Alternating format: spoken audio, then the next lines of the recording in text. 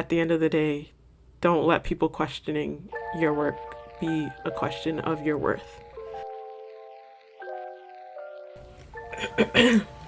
Testing 1, 2, 3. So, welcome back, everyone, to another episode of the Homebody Chronicles. How have y'all been? I know I dipped on y'all. I know I've been MIA, but we're going to address that at the end. So this podcast episode is for anyone who is about to or even thinking about applying to or accepting their offer for design school. I've had a few people reach out to me and ask me questions about my experience in design school. And other than myself, I only knew one person who had gone to design school before I went. So I thought I would help dispel some things about it. Obviously, this is my experience, so there might be things that you can and can't relate to, but let's just say that when I was entering design school, I wish I had a video like this, or a podcast episode like this. So let's get into it.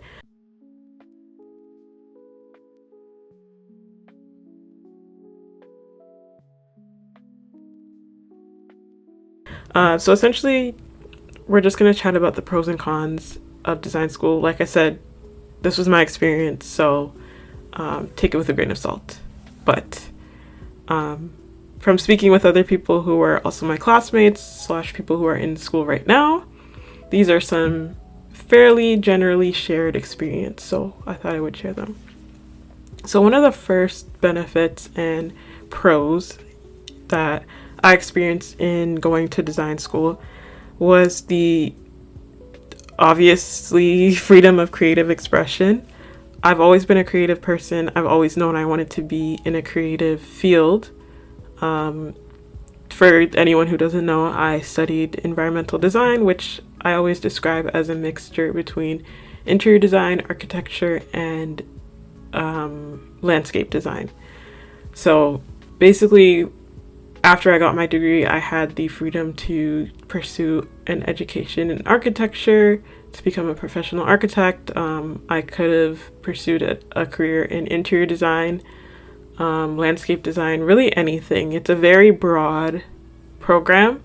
So, like I mentioned, possibilities are practically endless with this degree, but some people might see that as a downside to creative education. It's not a very defined career path. However, that's exactly what I wanted. I wanted it to be open for me to explore whatever I wanted to. And as a creative person, like I mentioned, I knew that being in any other space would send me mad. I knew from a young age that I needed to be amongst creatives, working with creatives, and by creatives I mean just that, people in the design field, people in the art world. So even if I knew after university I wasn't necessarily going to pursue a design career, I knew that I needed to be there in the design world for that point in my life. So kind of segueing into the next advantage of pursuing a design education is the fact that you're going to be surrounded by creative people for the entire time that you're there. For me, this was the best setup a girl could ask for. You're constantly meeting new people, new faces, new people with different outlooks on life, people from different places. And honestly, you will never get bored. As an introvert, I was a little worried about making new friends and talking to people, but that's the great thing about creative people.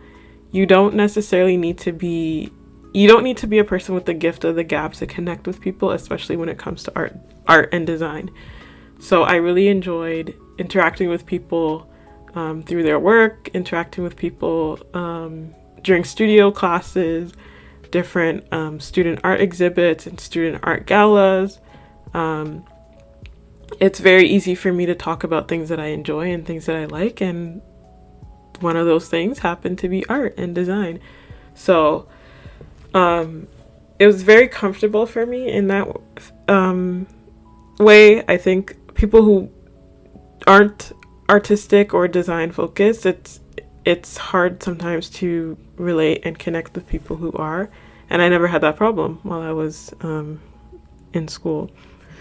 Now this kind of segues into the first disadvantage, actually, of being at an art and design school or pursuing an art and design education. Imposter syndrome / comparison is so real. You'll meet people who are, or who seem light years ahead of you in their skill and in their technique. I remember I had a life drawing class, and I've never done a life drawing class. If you don't know what a life drawing class, it's literally when you have a model in front of you and you have to draw what you see in the nude. The model is in the nude.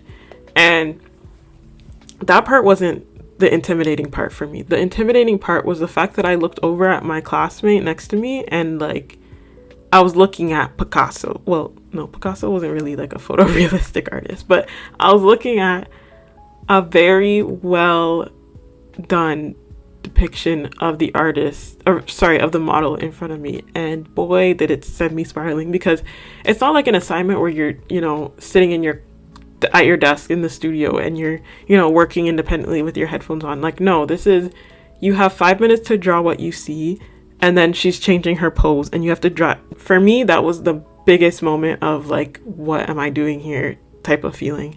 And honestly, there were moments where I felt that throughout my entire 4 years. I used that to kind of push me forward. It was kind of like a healthy competition in a way. Like, this is what they were able to accomplish in the time that they were given. So A, it's possible. B, it's not too far out of reach for me. So I was able to really, turn comparison into more of a positive thing. There's also another form of imposter syndrome / comparison.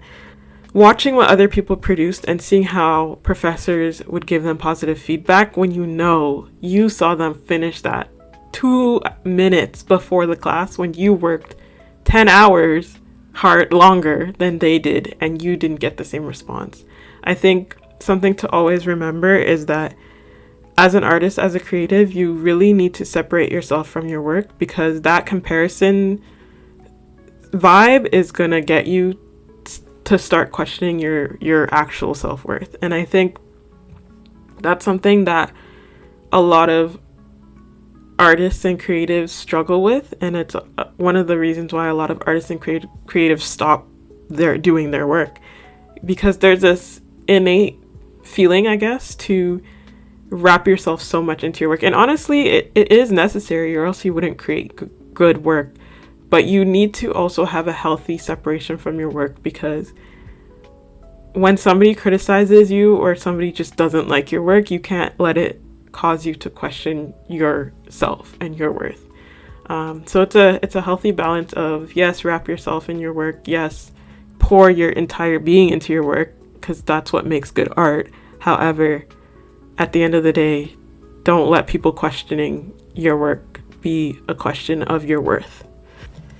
Another great benefit to pursuing an education in the art and design world, well, at least where I went, is the fact that you had the freedom to tailor your professors or select your professors based on your own style and vibe. There were a lot of professors who were a little bit more abstract and who had more of like a meta approach to spatial design. That just wasn't my style. It still isn't my style. I'm very function focused and very real world focused, like real world application focused, at least in my design career while I was in school. So I tried to select professors and studio courses and classes that really helped me push that narrative in my work. So that's something that I really enjoyed. I think it's also good because if you don't want to push a narrative and you kind of want to dabble everywhere, you can do that with professors who have a different teaching approach or a different style of their own work that you are able to explore. Another aspect of design school that I really thought was a great advantage studio classes will be some of the best times of your life. So for me, most studio classes, or core classes as we called it, were classes that were directly designed or meant to relate to your degree. So for me, we would have environmental design studio this for first year through fourth year. But those classes were great. Like, a lot of them were longer classes, so 2-3 hour sessions. And lots of the times they were designed to allow you to work in class. Sometimes people would leave and work at home or work at their studio desks. But those long late hours of working really pushed me to my limits, and it really helped me to see what I was capable of, and also helped the fact that we were amongst our classmates during this time. It was great to bounce ideas off of people. It was great to hear feedback on your work. It was great to just see other people's thought process and design process, and like take some things and learn some things. And also the studio courses that were more so elective style. So for me, I took ceramics. I also took a 2D graphics design class. So there was a lot of classes that weren't necessarily directly related to my degree, but they definitely helped me flex my creative muscles. Anyone who's taken ceramics, boy, ceramics are so fun. I love ceramics class. I love the process. I love learning the history of it. But when I tell you, ceramics will really put a dent in your mental health, because there's so many factors or so many variables of things that can go completely, absolutely wrong. And the thrill and the rush of that, honestly, was so amazing to me. It's a large institution, and they have a limited amount of space in like a ceramics kiln. So if you miss that like first bisque firing, you're screwed. And if you miss the second one, you're even more screwed. And there's so many things that you need to consider. You need to consider like drying time. You need to consider glazing. And when you're glazing, you need to make sure that you've glazed your work properly so that it doesn't like explode in the kiln or like get stuck to the kiln and ruin the kiln. And it's just, it's a lot of thrill and adrenaline in ceramics. And I love ceramics. And it's one of those artistic processes where you can directly see your work, like every hand stroke, like every little nick that you put into the clay. Like, it's a really fun process. So yeah, like I mentioned, those studio classes will be some of the best times of your life. You'll meet some of the greatest people.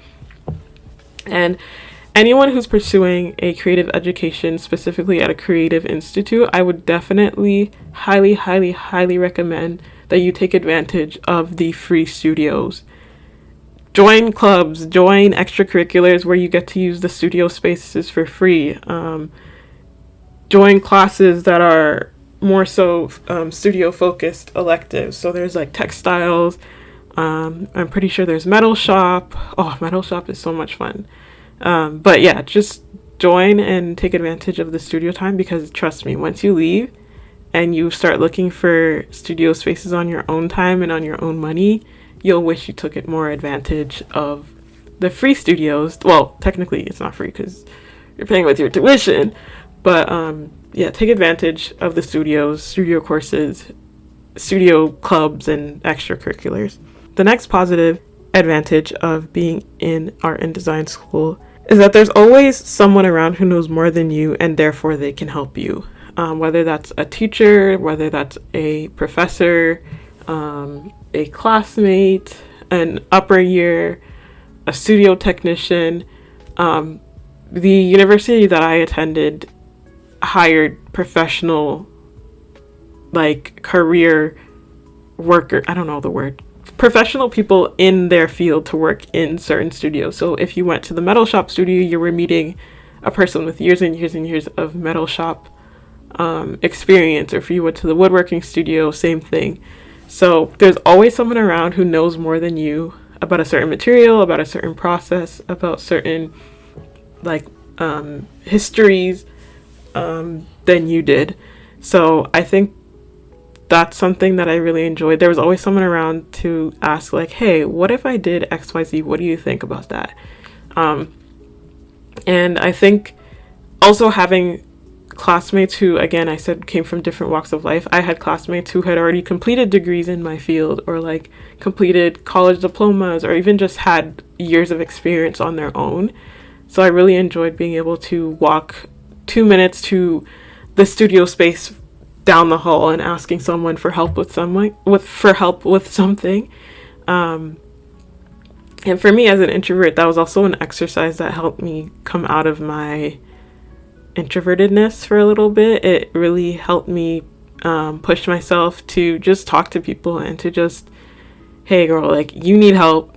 You have no other choice. So go ask that dude over there who looks like, he's like a 45-year-old lumberjack. Like, he probably knows more about woodworking than you do.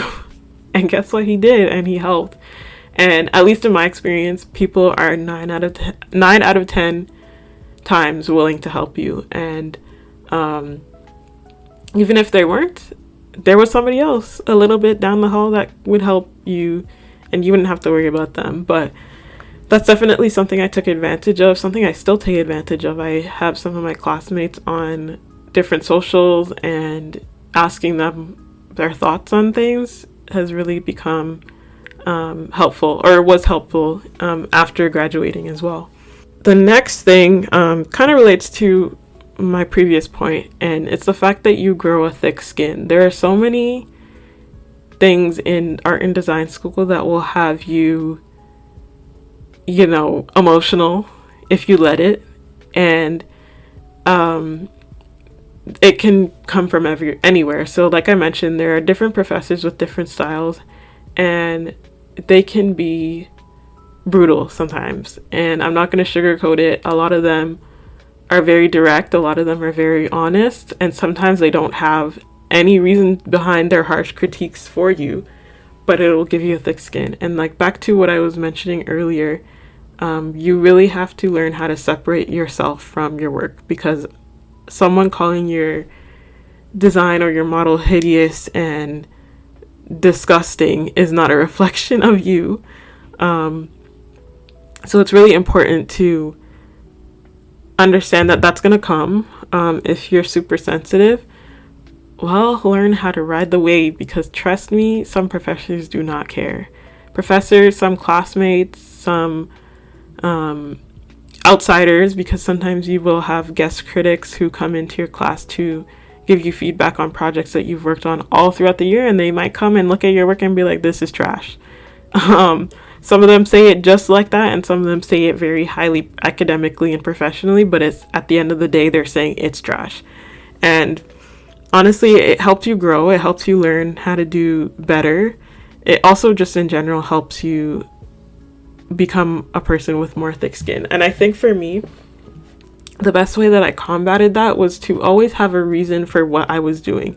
And that sounds kind of simple, but when you're designing something, or this more so goes for design than art, because I think with art it's a little bit, you have the room to be more abstract, but with design you should always have a reason for what you're doing, and you shouldn't have to explain the reason. Your design should solve the challenge without having to explain the challenge, if that makes sense. So I found a lot of times students and myself, when we struggled, it was mostly because we had something in our work that was hard to explain.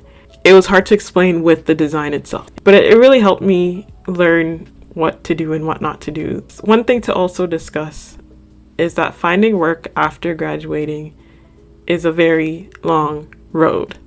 Now, granted, this is my experience. I graduated in the wonderful, iconic year of 2020. So the entire world was just a mess, as we know. So it was very difficult to find work in my field. And the also other difficult side is that a lot of design companies, interior design specifically, are looking for people with a lot of experience. And that across the board in any industry is, to me, a huge issue. I had the pleasure of doing an internship in my 4th year. If you have the opportunity to secure an internship or a co-op or something where your education is within a studio environment, that to me is a really big help. However, it's not guaranteed. So do your best. Explore options that you may not have considered in terms of where you'd want to work. A lot of my classmates who went back to school, there's a lot of my classmates who shifted and did some things in other industries. The good thing, I guess, about the design world is the fact that it can be so broad. So you can work specifically in like the visualization field of architecture, the project management side, the interiors, so specifically just interiors. There's also like if you just want to work on like regulations and like the Ontario Building Code. I'm in Ontario, so that's why I mentioned the Ontario Building Code, or building code of wherever you're from. Zoning, bids. There's a lot of different places that you can find yourself within the design field. But just remember, you may not find a job overnight. And if you do, that's great. I'm not saying that it's impossible, but I'm just saying, for me, my expectations were a little bit unrealistic in a way. I was very much convinced that as soon as I graduated, I would have people knocking down my door to give me a job. And that just wasn't the case. And that's okay. Like I said, you need to be able to divorce your work from your worth. And I won't lie, like it really did take a toll on my self-worth, and I kind of questioned my choices. And yeah, it did take a toll, but it helped me to understand that my worth is not, solely wrapped up and determined by a job that I have or that I don't have in that case. Another thing to keep in mind when you are accepting your offer to design school is the workload. I should have started with this, to be honest, because that workload, y'all, if you don't have an inch of time management skills, you will need them once you start design school. I cannot stress that enough. The sheer mental load just knowing how much work you had to do was enough to affect your mental health. When I tell you that time management in design school is the biggest factor of who's going to survive and who isn't going to survive, and I mean that, like, your skill can be up there, your ideas can be up there, you can know exactly what you want to create, but if your time management skills are trash, you will not be successful. And I mean that with my whole heart. Throughout my life, I would say I've had decent time management skills, but the stretch that I had to do when starting design school was crazy. Like, the time you will think you need for a project is gonna be 3 times more, and you won't probably notice that until you get started. So always start early, even if that early start is writing down notes, ideas, sketches. Like, start as early as you can. The day you get an assignment, try to put some ideas to paper. And I can't stress that enough. I've seen people with great work, great skill, fail because of their poor time management skills. And that workload, guys, like, the time that you have to do the work is not enough. Like, you just have to accept that the fact that your projects will not be done by the time you have to present them. You just have to be able to finesse a finished, quote unquote, finished project in the time that you're given. And it sucks, but it really teaches you how to be great at presenting. It teaches you how to be great at finessing, honestly, because you can make your way through anything if you finesse well enough. And I learned that really well. And by finessing, I mean selling your ideas. But yeah, time management. Get a planner. Use Google Meets. Do what you need to do, especially if you're a student that doesn't live on campus. I commuted just over an hour to school every day. And use your train time, use your commute time. Like, when I tell you Like, I don't know if it's coming across, but time management is important. Maybe I'll do a whole episode on like time management tips for university or something, but and even with great time management skills, you still will fumble some things, and that's okay because that's real life. But yeah, the workload is crazy, and you need to be able to take it on. And if you recognize that you can't take on the workload, reduce your course load. I think that's also another pressure that a lot of people felt, that they need to take a full course load every single year. I thankfully managed to do it for the first 2 years and then also my last year. But for my third year, I was like, nah, I'm gonna take some summer courses because I don't know, something about my third year coming up, I really predicted that I would need a little bit more leeway in time. So I decided to take 2 summer courses, which was great. It did help reduce my course load, and thank God I did, because even with the reduced course load in that third year, it was a lot. So another disadvantage to design education is definitely how competitive it can get. So I'll be honest and say that I didn't experience the competition to the extreme that some other people did. However, I think closer to my 4th year is when I really started to see it. Now, mind you, I don't know what people are competitive for, because at the end of the day, the marks you get are just about your work and you and your future. Like, there's no real benefit to being better than your classmates, if you know what I mean. I think the only one I can think of for me is that when I was in 4th year, there was a medal for each course. So there was like an environmental design medal, there was a graphic design medal, there was a industrial design medal. Now, what that medal got you, I have no idea. I don't know. I really don't know. Maybe it was like a networking thing, so a lot of people would be driven to watching or seeing your work. I don't know. But a lot of people had this, to me, unnecessary competition vibe about them. And I don't know if it's just a cultural thing or if it's like I don't know. I don't know what the reason was, because I didn't see the point in it, but there were some people who were really victim to the competitiveness of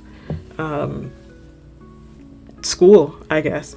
One thing I can remember is in my last year I had an interior design class, and we had to do like a full-fledged interior design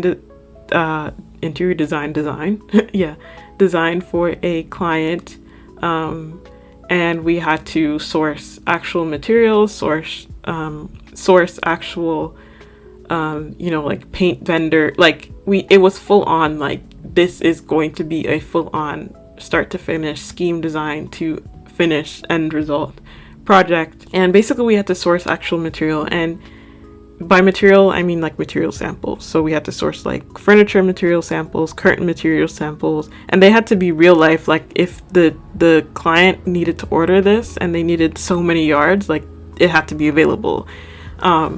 And I remember for us, once we started 4th year, we would have our thesis desks, and so a lot of people would keep their belongings at their thesis desk.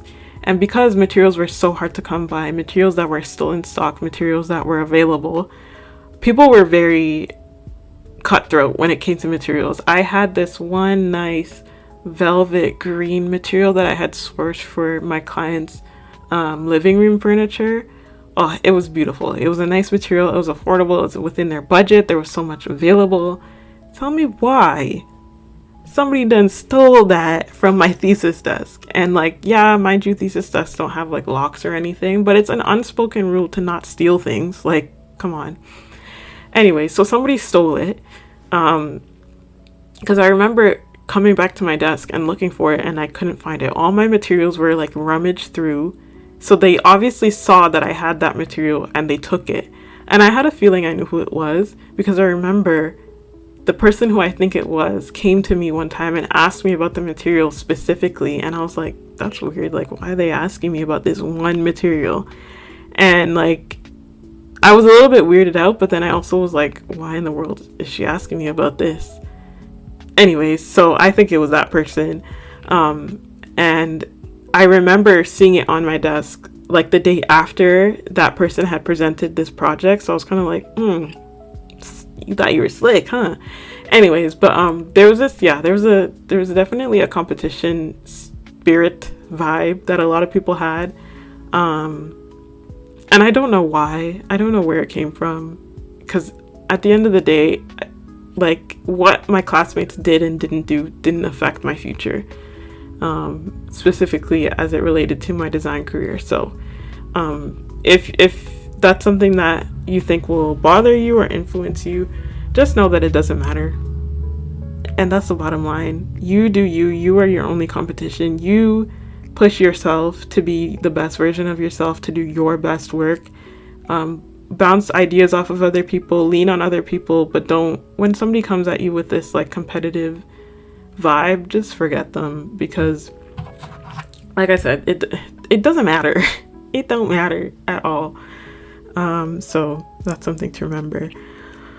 Another disadvantage or con to being in design school is definitely something that I experienced, and I think I'm still experiencing to an extent to this day. Thankfully I've broken out of it, but it's definitely the fact that being in a structured institution for creativity can sometimes injure your creative process. Now, everyone has a different creative process. Some people do have more of a structured approach and some people don't. And I think one thing that I struggled with was falling into the mold of the processes that we were taught. Now, mind you, there's processes that you can't get around. So like I mentioned, ceramics, there's processes that you need to adhere to or else your work will not be a thing. However, in the more abstract areas of your process, it was a little hard for me to adhere to some instruction from professors, whether that be how people found inspiration, how people documented their process. I found that a lot of times prior to being in design school, if I had an idea, I would just go and do that idea. Like if I had an image in my head of something I wanted to paint, for example, I would just go to the canvas and start painting, or I'd go to my sketchbook and start sketching it to go paint. But a lot of times in design school, I found that like, okay, I had an idea. I had to explain how I got to the idea. I had to explain how the idea was relevant to society. I had to explain how it was gonna, and like that to me was difficult because sometimes those thoughts just didn't enter my head. And a lot of times I found myself making stuff up just to say that that was my process when really in reality it wasn't. So that's something that I noticed. And I also think another way that my creative process was injured was the fact that because we were expected to present our work all the time, afterwards when I wasn't expected to present work and I was just doing artistic work on my own, I felt this unnecessary and unexplained pressure for like presenting, and like it was less so of an internal like I enjoy what I'm doing and I enjoy how this looks, and more so what will other people think of this. And that affected me not only in my artistic process but in a lot of other things as well. I became very conscious of like presenting and like how will this come across to people rather than do I enjoy this creative process. And I think depending on how you approach your creative process after you leave university, I think if you aren't careful, you can kind of fall into that and you can kind of stunt your growth in a way because you're sticking to the confines, I don't know how you pronounce that, of what you were given when you were being graded. So yeah, that's something that I found that was a bit of a disadvantage. I think it's also a huge disadvantage as to why a lot of creatives are against academic institutions that teach you art and design, more so art than design, because design, you need to be there, because I'm not about to be in a building where an architecture didn't learn a little bit about physics and structural loads. Anyways, but yeah, it's an interesting thing because for some people it helps them with their creative process, but some people, if you're not used to it and you're just kind of more so in the like raw, I have an idea and I'm just gonna put it out there sort of vibe, like I guess I was, it can be a little bit hard to wrap your head around and get back to yourself once you're graduated. So, and last but not least, one of the bigger disadvantages to creative education is definitely the financial amount and burden that it has. I thankfully was able to obtain provincial funding, OSAP, if you haven't heard of it. It's student loans. There's a bit of a debate around student loans and whether or not you should partake in them. For me, it was the way to go, A, because I don't have parents that had money to, at least the money that was required to be spending on my education, and B, time. I wasn't gonna wait to do what I wanted to do. I know some people while I was in high school, they opted to go into the work field and then make money and then use that to pay for their education. That's great for them. I just knew for me, my immediate next step after high school was university. And the only way I could have done that in the time that I wanted to do it was by obtaining student loans and scholarships and grants. So that's one of the things I'll definitely urge anyone who's in this field or time right now where you're entering university, across the board, university, whether it's art education or not, apply to and try your best to get as many scholarships, grants, bursaries, anything to fund your education. OSAP, unfortunately, was not enough. It paid for my tuition, but in terms of supplies and materials, there were a lot of times where I had to go into my own pockets. But it wasn't as bad because of the amount of scholarships and grants and bursaries that I was able to get. I was applying to them like it was my 9-to-5 job. There's always some society of something who's willing to, fund $500 here, $1,000 there for your education. There's a lot of like databases that you can check out for different scholarships that you can apply to. There's a lot of like cultural and social associations that fund a lot of education. So I applied to a ton of like Caribbean student education scholarships, Black student education scholarships, immigrant student, well, technically my parents are immigrants, so first generation Canadian scholarships. So I would urge all of you to do your best to seek out scholarships and to seek out grants and bursaries. That really help because it is expensive. And I don't know about any other educational fields. I'm sure, I think one of the most expensive is definitely the medical field or the medical stream. So, excuse me. Yeah, do your best to seek those out because it'll get expensive and you will not be balling. Don't be that student that uses your student loans to buy things that you shouldn't be buying. I knew some people who used their student loans to go on trips, and I knew some people who used their student loans to get their hair done every month, which no judgment, but it's like afterwards they were struggling, and afterwards as in like once their hair was done, but they still had to pay for books, so yeah, do your best to apply for scholarships and grants and bursaries, but also manage your money and your spending as best as you can while you're in school. Yeah, so those are my points, my pros and cons list for design school, and I hope you guys enjoyed hearing about them. Now let's address something. Let's address the elephant in the room. Yes, I've been away for a long time. Some of y'all thought the podcast was over. It's not. I know in the last episode you heard I said I was back, and yeah, I was back, but then some life started happening. 2025 really is kicking my butt. So I just knew I couldn't come and pour out things that I didn't have. So, and I also didn't want to come with the energy that I had for a long time. So I decided to just take a break and come back, because at the end of the day, this wasn't meant to be something that I pressured myself into doing, like clockwork. So apologies for the huge hiatus, but we're back. Hopefully consistently. I'm not going to make any promises, but that's the goal. And hopefully I can help somebody with these episodes. That's my biggest goal.